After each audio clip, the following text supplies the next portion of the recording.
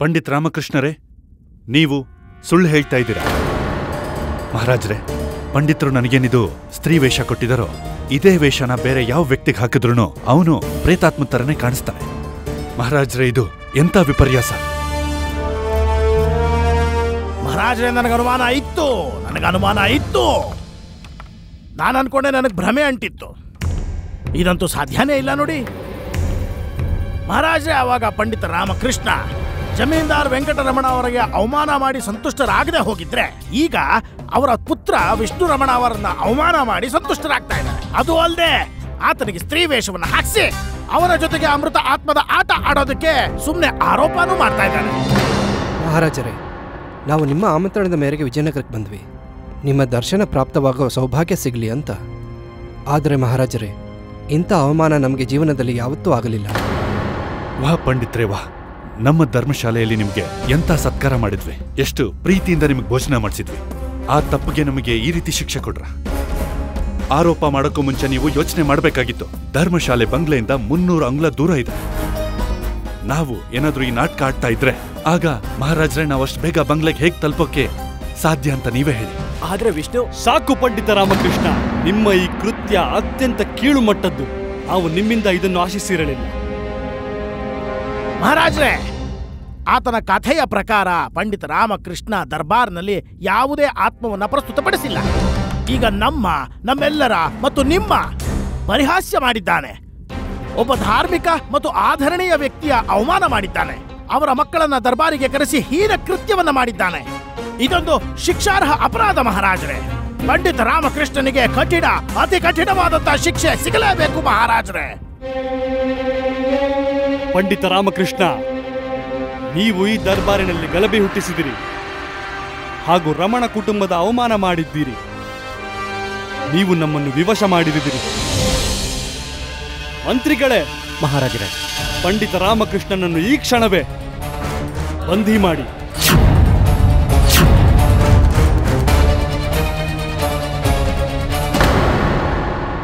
ಆಗ್ಲಿ ಮಹಾರಾಜರೇ. ಸೈನಿಕರೇ, ಈಗ ನೋಡ್ತಾ ಇರು ಏನಾಗುತ್ತೆ.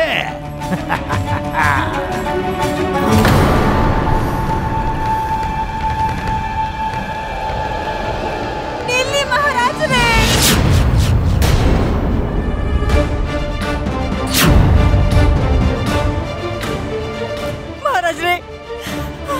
ಮಹಾರಾಜರೇ, ನನ್ನ ಮಕ್ಕಳನ್ನ ಬಿಟ್ಬೇಡಿ. ಅವರಿಂದ ತಪ್ಪಾಗಿದೆ. ಆ ಬಂಗ್ಲೆಯ ತಂದೆಯ ಕೊನೆ ನೆನಪಾಗಿದೆ. ಅದಕ್ಕೆ ಅದನ್ನ ಯಾವುದೇ ಕಾರಣಕ್ಕೂ ಕಳ್ಕೋಬಾರ್ದಂತ ಈ ತರ ಮಾಡಿದ್ರು ಮಹಾರಾಜರೇ. ಅದಕ್ಕೆ ಪ್ರೇತಾತ್ಮ ತರ ನಾಟಕ ಮಾಡಿದ್ರು ಮಹಾರಾಜರೇ. ಅವರನ್ನ ಕ್ಷಮಿಸಿ ಮಹಾರಾಜರೇ. ಅಮ್ಮ, ನೀವು ಶಾಂತವಾಗಿ. ಬಾಯಿ ಮುಚ್ಚು. ನಾನು ಹೇಳಿದ್ನಲ್ಲ ಈ ತರ ಮಾಡಬೇಡಿ ಅಂತ. ನನ್ನ ಮಾತಲ್ಲಿ ಕೇಳ್ತೀರಾ ನೀವು? ಒಂದಿನ ಸಿಕ್ಕಾಕೋತೀರಂತ ಹೇಳ್ದೆ ನಾನು. ಆದ್ರೆ ಇದ್ರಲ್ಲಿ ನಿನ್ ಜೊತೆಗೆ ಕೃಷ್ಣ ಮತ್ತೆ ವಲ್ಲಭನ ಸೇರ್ಸ್ಕೊಂಡೆ. ಮಹಾರಾಜ್ರೆ, ನನ್ ಮಕ್ಕಳ ಉದ್ದೇಶ ತಪ್ಪಾಗಿರ್ಲಿಲ್ಲ. ಕ್ಷಮೆ ಇರ್ಲಿ. ನೀವು ಏನು ಹೇಳಬೇಕು ಅದನ್ನು ಸ್ಪಷ್ಟವಾಗಿ ಹೇಳಿರಿ.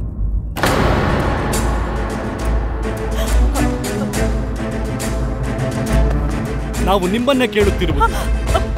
ಅದು ಮಹಾರಾಜರೇ, ಕ್ಷಮೆ ಇರ್ಲಿ.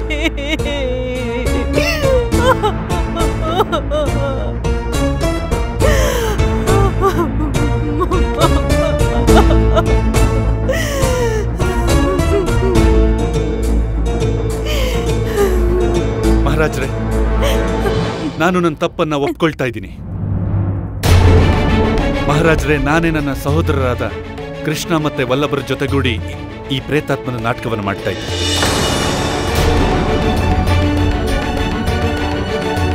ಪಂಡಿತರು ನಿಜ ಹೇಳ್ತಿದ್ದಾರೆ. ನನ್ನ ತಂದೆ ಬಗ್ಗೆ ನಾನು ಏನೇ ಕಥೆಗಳನ್ನ ಹೇಳಿದ್ರು ಅದೆಲ್ಲನೂ ಸುಳ್ಳಾಗಿತ್ತು ಮಹಾರಾಜ್ರೆ. ನಮ್ಮ ಉದ್ದೇಶ ಪಂಡಿತರನ್ನ ಭಯಪಡಿಸೋದಾಗಿತ್ತು, ಮತ್ತೆ ಅವ್ರನ್ನ ನಂಬಿಸ್ಬೇಕಾಗಿತ್ತು ಆ ಬಂಗ್ಲೆಯಲ್ಲಿ ಪ್ರೇತಾತ್ಮ ಇದೆ ಅಂತ. ಅದಕ್ಕೆ ನಾವು ಹೀಗೆ ಮಾಡಿದ್ವಿ ಮಹಾರಾಜ. ಮಹಾರಾಜ್ರೆ, ನಾವು ಗಂಗಾರಾಮರ ಋಣ ತೀರ್ಸೋಕೆ ತುಂಬಾ ಪ್ರಯತ್ನ ಮಾಡ್ತಾ ಇದ್ವಿ. ಅದಕ್ಕೆ ನಮ್ಮ ಬಂಗ್ಲೆ ಮಾರಾಟವಾಗೋದು ನಮಗ್ ಬೇಡವಾಗಿತ್ತು. ಅದಕ್ಕೆ ಮಹಾರಾಜ್ರೆ ನಾವು ಈ ನಾಟಕ ಮಾಡಿದ್ವಿ. ನಮ್ಮ ನಾಟಕ ಯಶಸ್ವಿ ಆಗೋಕ್ ಮುಂಚೆನೆ ಪಂಡಿತರಿಗೆ ಈ ಸತ್ಯ ಗೊತ್ತಾಗೋಯ್ತು. ನಮ್ಮನ್ನ ಕ್ಷಮಿಸ್ಬಿಡಿ ಮಹಾರಾಜರೇ. ಪಂಡಿತ ರಾಮಕೃಷ್ಣ, ನಿಮಗೆ ಯಾವಾಗ ಸಂದೇಹ ಬಂತು ಅದು ವಿಷ್ಣುವೇ ಎಂದು, ಒಂದು ಪ್ರೇತಾತ್ಮವಾಗಿ ಬಂಗಲೆಗೆ ಬರುವವರನ್ನು ಹೆದರಿಸುತ್ತಿರುವುದು ಎಂದು? ಮಹಾಪ್ರಭು, ನಾನು ಯಾವಾಗ ಇವ್ರ ಮನೆಗೆ ಹೋದ್ನೋ ಅವಾಗ ನಾನು ನೋಡ್ದೆ ವಿಷ್ಣು ಎಷ್ಟು ಸುಲಭವಾಗಿ ಆ ಕೆಂಡನ ಕೈಯಿಂದ ಕೈಗೆ ಬದಲಾಯಿಸ್ತಿದ್ದ. ಅವಾಗ ನನಗೆ ನೆನಪಾಯ್ತು ನನ್ನ ಬೆನ್ನ ಹಿಂದೆ ಹೊಡೆದಿದ್ ಯಾರು ಅಂತ. ಅದರಿಂದ ನನ್ನ ಬೆನ್ನೇ ಸುಟ್ಟು ಹೋಯ್ತು. ಮಹಾಪ್ರಭು, ನಿಮಗೆ ನೆನಪಿರ್ಬೋದು, ನನ್ನ ಬೆನ್ನ ಹಿಂದೆ ಆಗಿರೋ ಈ ಕೈಯ ಅಚ್ಚು ಯಾರೋ ಸುಡ್ತಾ ಇರೋ ಕೈಯಿಂದ ಹೊಡೆದಿರೋ ತರ. ಅವಾಗ ನನಗೆ ಸಂದೇಹ ಬಂತು, ಖಂಡಿತವಾಗ್ಲೂ ಈ ಕೈ ಈ ವಿಷ್ಣುದೇ ಅಂತ. ಅದಕ್ಕೆ ನಾನು ಆ ಸಂದೇಹನ ಪರಿಹರಿಸ್ಕೊಳ್ಳೋಕ್ಕೋಸ್ಕರ ಅವತ್ತ ಧರ್ಮಶಾಲೆಯಲ್ಲಿ ಬೆಂಕಿ ಹಚ್ಚಿದೆ. ಆದ್ರೆ ನಾನು ಗಮನದಲ್ಲಿಟ್ಕೊಂಡಿದ್ದೆ ಯಾರಿಗೂ ಏನೂ ಹಾನಿ ಆಗ್ಬಾರ್ದು ಅಂತ. ನಾನವಾಗ ವಿಷ್ಣು ಅಗ್ನಿನ ನಿಯಂತ್ರಣ ಮಾಡೋದನ್ನ ನೋಡ್ದೆ. ಅವಾಗ ವಿಷ್ಣು ತನ್ನ ಕೈಯಾರೆ ಬೆಂಕಿನ ನಿಯಂತ್ರಣ ಮಾಡೋದನ್ನ ನೋಡ್ದೆ. ಅದಾದ್ಮೇಲೆ ನನಗೆ ಪೂರ್ಣ ವಿಶ್ವಾಸ ಬಂತು ಆ ಪ್ರೇತಾತ್ಮ ಈ ವಿಷ್ಣುನೇ ಅಂತ. ಮಹಾಪ್ರಭು, ವಿಷ್ಣುವಿನ ಕೈಯಲ್ಲಿ ಅಗ್ನಿನ ನಿಯಂತ್ರಣ ಮಾಡೋ ಶಕ್ತಿ ಇದೆ. ಅವಶ್ಯವಾಗಿ ಯಾವುದೋ ತಂತ್ರನ ಬಳಸ್ಕೊಂಡು ತನ್ನ ಕೈಯಲ್ಲಿ ಬೆಂಕಿ ಹಚ್ಕೊಂಡು ಅವ್ನು ನನಗೆ ಹೊಡೆದಿರೋದು ಅಲ್ವಾ? ಹೌದು. ಪಂಡಿತ್ ರಾಮಕೃಷ್ಣ, ನೀವು ಆ ಬಂಗಲೆಗೆ ಮತ್ತೆ ಯಾಕೆ ಹೋದದ್ದು? ಅದ್ ಯಾಕೆ ಅಂದ್ರೆ ಮಹಾರಾಜರೇ, ಆ ಮನೆಯಲ್ಲಿ ತಂತ್ರಗಳು ಹೇಗ್ ನಡೀತಿದೆ ಅಂತ ತಿಳ್ಕೊಳ್ಳೋದಕ್ಕೋಸ್ಕರ ಹೋದೆ. ಅದನ್ನ ತಿಳ್ಕೊಳ್ಳೋಕ್ಕೋಸ್ಕರನೇ ನಾನು ಅಲ್ಲಿಗೆ ಹೋಗಿದ್ದೆ. ತುಂಬಾ ಗಮನ ಕೊಟ್ಟು ನೋಡಿದ್ಮೇಲೆ ನನಗೆ ಗೊತ್ತಾಯ್ತು, ಬಾಗಿಲು ಮತ್ತೆ ಕಿಟಕಿಗಳು ಸಣ್ಣ ಹಗ್ಗದಿಂದ ಕಟ್ಟಲಾಗಿತ್ತು. ಅಲ್ಮಾರಿ ಹಿಂದೆ ಒಬ್ಬ ವ್ಯಕ್ತಿ ಇದ್ದ. ಹಾರ್ಕೊಂಡ್ ಬರ್ತಿದ್ದ ಆ ಬಟ್ಟೆ ಅದನ್ನ ಹಗ್ಗದಿಂದ ಎಳೀತಿದ್ರು. ಆ ಭೋಜನದ ತಟ್ಟೆನ ಆಯಸ್ಕಾಂತದ ಸಹಾಯದಿಂದ ಹಿಂದೆ ಮುಂದೆ ಚಲಿಸೋಗ್ ಮಾಡಿದ್ರು. ಇದನ್ನೆಲ್ಲ ಹೇಗೆ ಅವರು ನಿಯಂತ್ರಣ ಮಾಡ್ತಾ ಇದ್ರು ಅಂದ್ರೆ, ಆ ಮನೆಯ ಮಹಡಿ ಮೇಲಿಂದ ಅಥವಾ ಆ ಕೋಣೆಯ ಕೆಳಗಡೆ ಇನ್ನೊಂದು ಕೋಣೆಯಿಂದ ಅದನ್ನೆಲ್ಲ ನಿಯಂತ್ರಣ ಮಾಡ್ತಿದ್ರು. ಅದು ಸ್ವಲ್ಪ ಜನರಿಗೆ ಮಾತ್ರ ತಿಳಿದಿತ್ತು ಆ ಮನೆಯಲ್ಲಿ ಒಂದು ಗೌಪ್ಯ ಕೋಣೆ ಇದೆ ಅಂತ. ಈ ಷಡ್ಯಂತ್ರನ ನಿಜ ಮಾಡೋದಕ್ಕೆ ನಿಮ್ಗೆ ಇನ್ನೊಂದ್ ಸ್ವಲ್ಪ ಜನರ ಅವಶ್ಯಕತೆ ಇತ್ತು ಅಂತ ಕಾಣುತ್ತೆ. ನಿಮಗ್ ಜೊತೆಗಾರರು ಇದ್ದಿರಬಹುದು. ಅವರಿಗೆಲ್ಲ ಬಹುಶಃ ದುಡ್ಡಿನ ಆಸೆ ತೋರಿಸಿ ಕೆಲಸ ಮಾಡಿಸ್ಕೊಂಡಿದ್ದೀರಾ. ಹೌದು.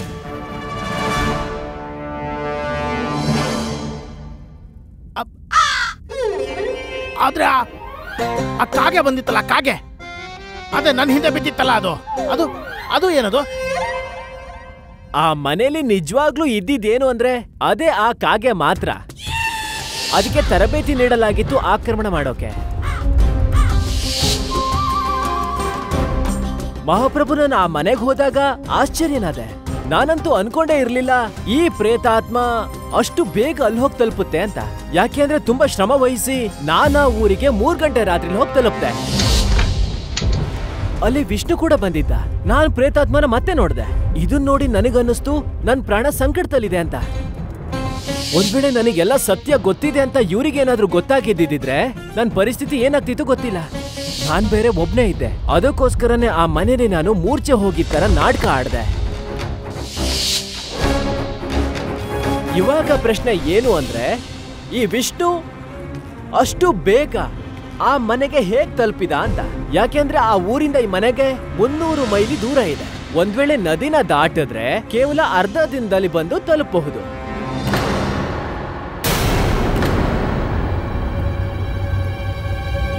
ಹೊಟ್ಟೆ ಭಾಗಕ್ಕೆ ಒಂದು ಪಟ್ಟಿನ ಕಟ್ಕೊಂಡಿದ್ದಾರೆ. ಇದು ಆ ನದಿಲಿ ಮೊಸಳೆ ಕಚ್ಚಿರೋ ಗುರುತು ಅಲ್ವಾ ವಿಷ್ಣು? ಹೌದು. ಮಹಾಪ್ರಭು, ನಿಮ್ ಮುಂದೆನೆ ಇದನ್ನ ಬಯಲ್ ಮಾಡ್ಬೇಕು ಅಂತಿದ್ದೆ.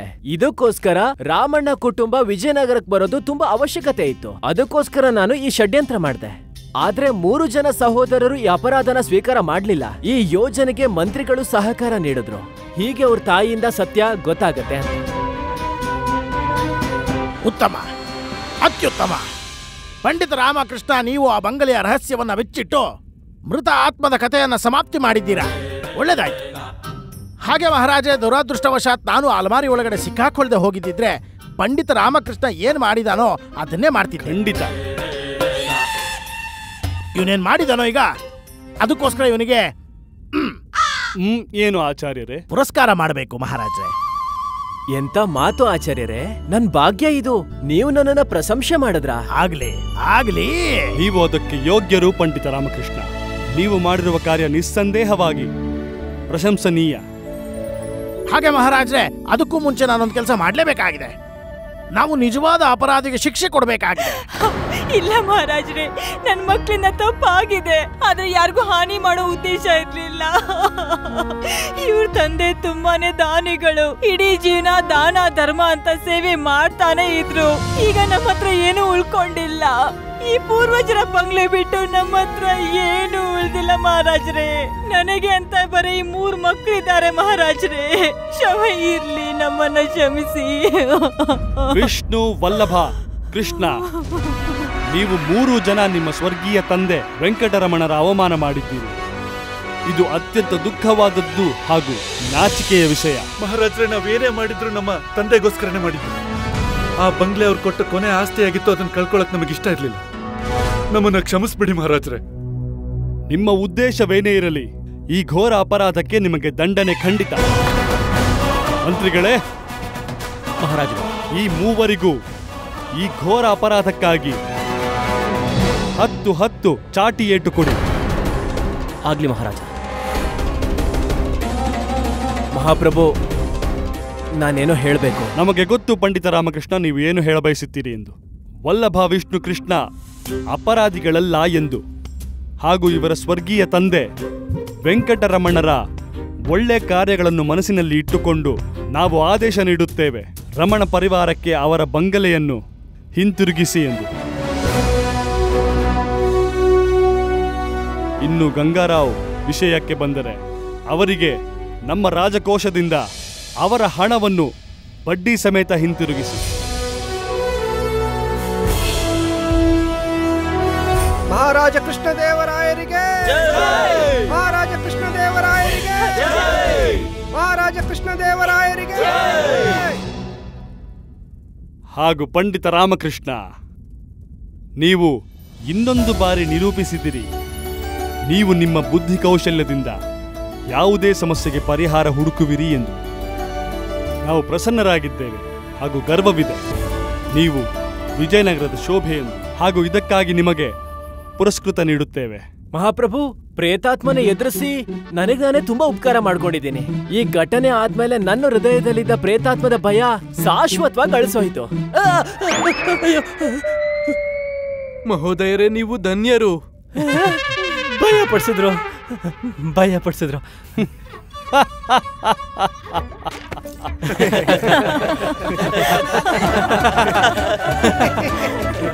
ಪಂಡಿತ ರಾಮಕೃಷ್ಣ,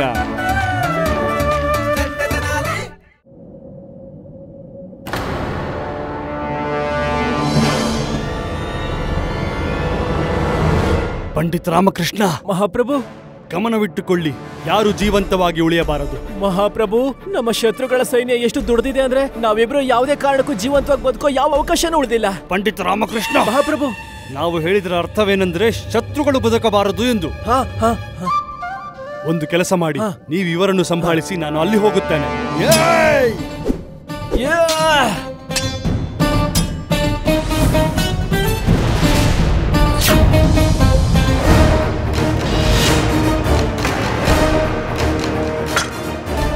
ಹರ ಹರ ಮಹಾದೇವ, ನಾಶ ಮಾಡಿ ಶತ್ರುಗಳನ್ನ. ಆಚಾರ್ಯರೇ, ನೀವು ಶತ್ರುಗಳ ಪಕ್ಷದಲ್ಲಿದ್ದೀರಾ? ನಾನು ನಿನ್ನ ವಿರುದ್ಧನೇ ಇದ್ದೀನಿ, ಮುಂದೆನೂ ಇರ್ತೀನಿ. ಇವತ್ತು ನಿನ್ನ ಜೀವನದ ಕತೆ ಮುಗೀತು.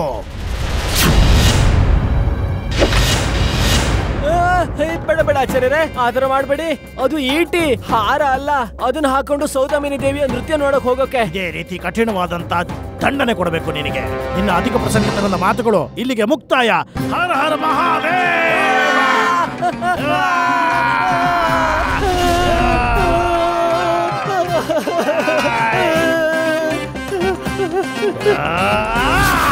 ಅಯ್ಯೋ ಅಮ್ಮ!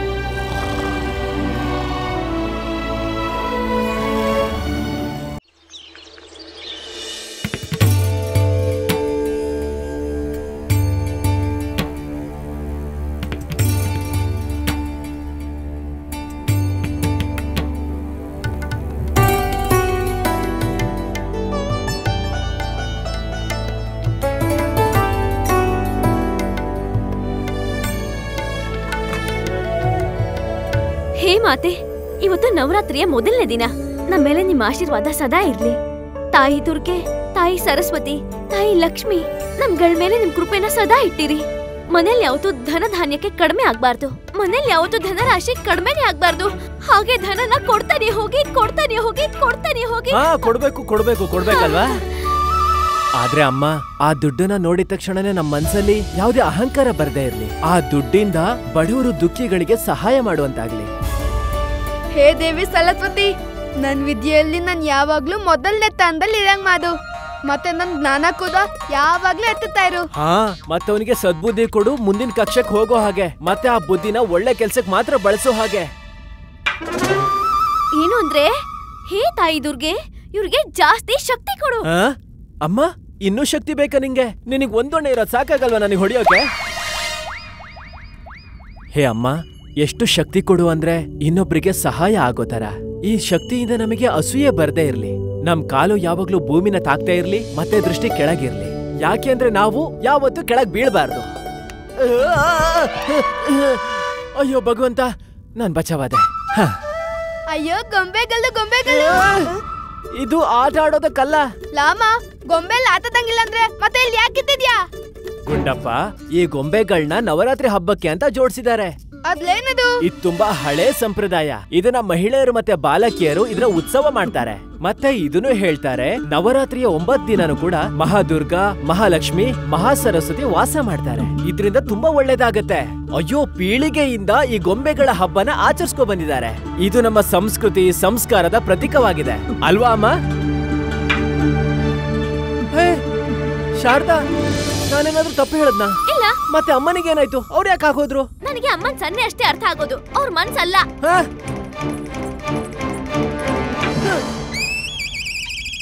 ನೀನೇನಾದ್ರೂ ಮನೆಯಿಂದ ಆಚೆ ಕಾಲಿಟ್ರೆ ಕಾಲ್ ಮುರಿದು ಕೈ ಕೊಟ್ಬಿಡ್ತೀನಿ. ಶಬ್ದ ನಂದಷ್ಟೇ, ಕ್ರೋಧ ಇವ್ರದೆ. ಇವ್ರಿಗೊಂದು ಕನ್ಸ್ಬಿತ್ತಂತೆ, ನೀನು ಮತ್ತೆ ಮಹಾರಾಜರು ಯುದ್ಧ ಕ್ಷೇತ್ರದಲ್ಲಿದ್ರಂತೆ. ಹಾಗೆ ತಾತಾಚಾರ್ಯರು ನಿನ್ ಮೇಲೆ ಈಟಿ ಬಿಸಾಕ್ಬಿಟ್ರಂತೆ.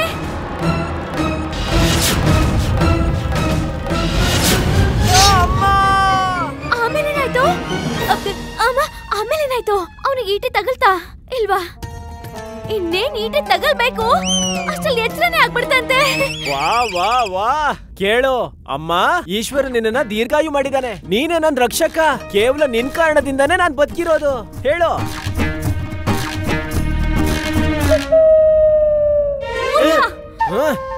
ಇಲ್ಲ, ನಾನ್ ಹೇಳ್ತಿಲ್ಲ, ಅಮ್ಮ ಹೇಳ್ತಾ ಇದಾರೆ. ನೀನು ಮನೆಯಿಂದ ಆಚೆ ಕಾಲಿಡೋ ಹಾಗಿಲ್ಲ. ಅಯ್ಯೋ,